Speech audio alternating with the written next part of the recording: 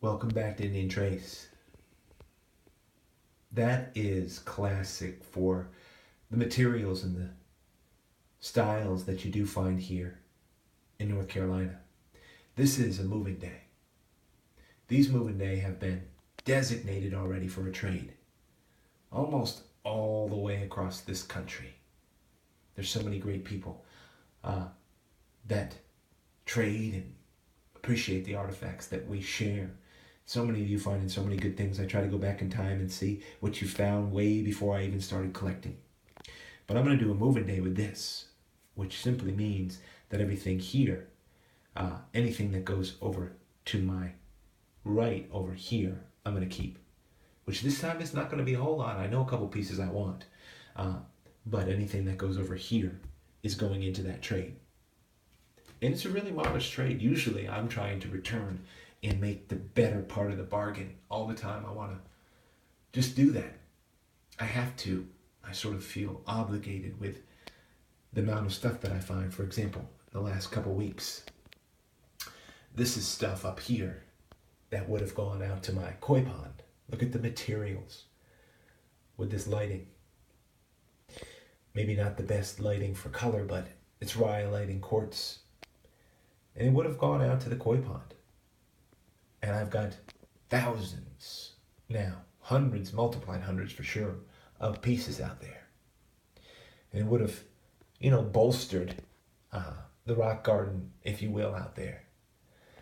But the message came in saying, they have a young child who loves to go through the pieces of stone, and they're not even sure if they're all artifacts, I think. That's what they said. And that they love watching, and he loves watching Indian Trace, and laying pieces of rock out and arranging them and what have you. And I hope I've inspired some of that. That sounded really nice. So I said, sure, we'll make a trade. And I just made an offer that I would give them the next moving day, which is separating these. Look at that turtleback scraper.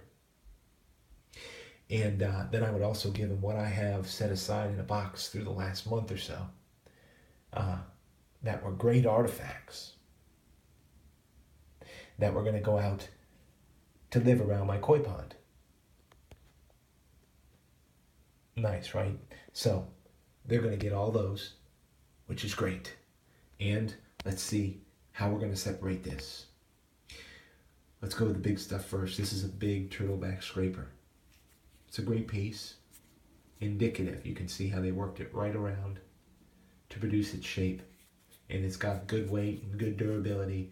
And I'm getting, through a little bit of reading, I do as much reading as I can, understanding of how vital their game, being able to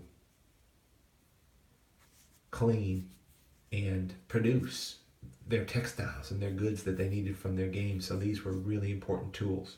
Really important. That's going over to the left. Great turtleback scraper to go with it all. To start it off. And so how important these kind of tools were is it can't be said enough. It would have been important to you or me. I mean, every part of that animal, so much of it was used and conditioned, and they probably just had it down to a science, second nature to them. Look at this big piece. Found at W Properties. It's a big Guilford type of, maybe they couldn't reduce it down anymore. Maybe they were hoping the rock would work. It's hard to tell sometimes. There's part of it, it's a mystery. Part of it's a mystery. That's going over to the left as well. No problem. A lot of it is. And look at this big piece. Marl Mountain in rhyolite. That's going into the trade as well. I just move it right over. The big one's over there. So we're just going to go right on through. We have a great little scraper. I found another one. The way I can tell a lot of times is how worn it is around the edges, but yet how much they work both sides of the edge to produce the edge. Even on a chip, not just a chip. Definitely a scraper.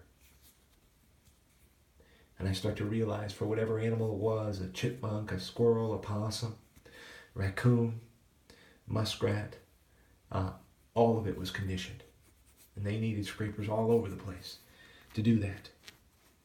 To get that tallow off the inside of the skin. The fat lining off that skin, condition it quickly, maybe even pack it away. Could have been it. That's going to the left. It's all. We got a lot here. We're going to move on through just some great looking points. Nice point out of Quartz. Notchville. If you just clicked in or you're jumping around on the video, it is a moving day. And so I'm moving stuff around, and I've got to keep this rocks moving. Because if I'm going out, which I might have an opportunity to go out and look a little bit tomorrow or what have you, more is going to come in. More is going to come in. It always will. So I got to keep it moving. Another great point here. So I figured that family, they're having so much fun, and their little one already loves the stones and the artifacts, so let's keep it going. No problem at all. They're going to get a lot of stones. And they're a great contrast when you look at them, because that is, when they get it, they're going to see this is indicative of Eastern North Carolina, Eastern Central North Carolina. The materials are well represented. Look at these pieces. Got a point here. It's a great artifact. Yeah, a lot of it is dipping over to the left. Just felt, sometimes you know.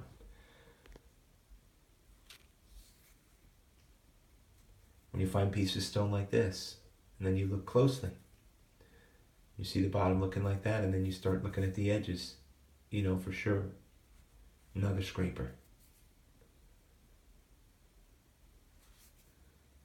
Suppose if I lived then, and every little critter, any animal, any mammal that I killed, we need to condition quickly. At least separate the meat from the guts and the hide from the meat, and just do a process of it as quick as possible when you're on the hunt. Throw it in a sack and keep going. Bring home what you can. Maybe eat the guts or throw them away. Don't know. Here's a great point I found the other day in sugar quartz. And I know a lot of you out there are going, hey, there's nothing over here on the right. No, there's not. Might have something up my sleeve. No, I'm teasing. I'm going to put this one where it was just a great piece of sugar quartz that was on video. I'm going to put it over there. Right now, it's all by its lonesome, but it's a great point. Another point that I got to put over there came from Crystal Beach. Remember this find? But it's time to move, and it's time to go somewhere. Plus, I got to share a couple links. And remember, I think it's going to be this one, because this is for a little boy, I think, all this stuff. I think. But I don't think he's old enough to know that I even said that clearly on the video. Not sure. But there's a link on here with a boy named Corey. He's 12. He's profoundly informed, intelligent, bright, intuitive. Listen to Corey as he explains some of the things that are going on with his life and what he's doing, and just things. What a political perspective for a 12-year-old. It's going to blow your mind. It blows mine. He's a great kid. Listen to this link on this video. You'll be blessed. Those two go over there just nicely. Great points. We have another scraper here.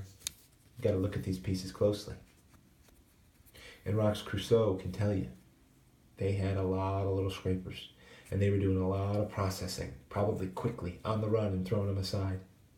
Because these points and everything, and I was telling somebody, didn't take them any time to make this stuff. This was quick. They knew what was going on. They were well adept at making these stone points and this technology. Look at this little point.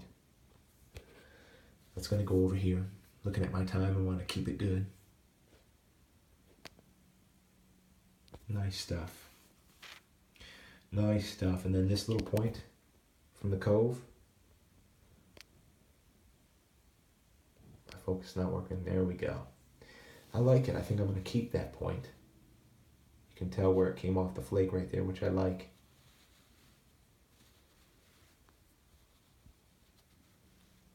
And that was the week or so. And of course up there is a handful of weeks. But I told them in the trade that I would put this video up and just have fun with it. And so the last two videos are probably just for the benefit of those who are getting them. Maybe some of you absolutely love this stuff. So it'll be a blessing for you to see. I know, Frank, it will for you. and many, Tommy, such faithful Indian artifact lovers. Those are the only three I'm going to keep. And probably out of those, that might be 60 pieces or so, I'm not sure. I'll give them all away. No big deal, that's the way it rolls. So now, you'll know what to expect. And I hope you make a good home for it. Be well out there.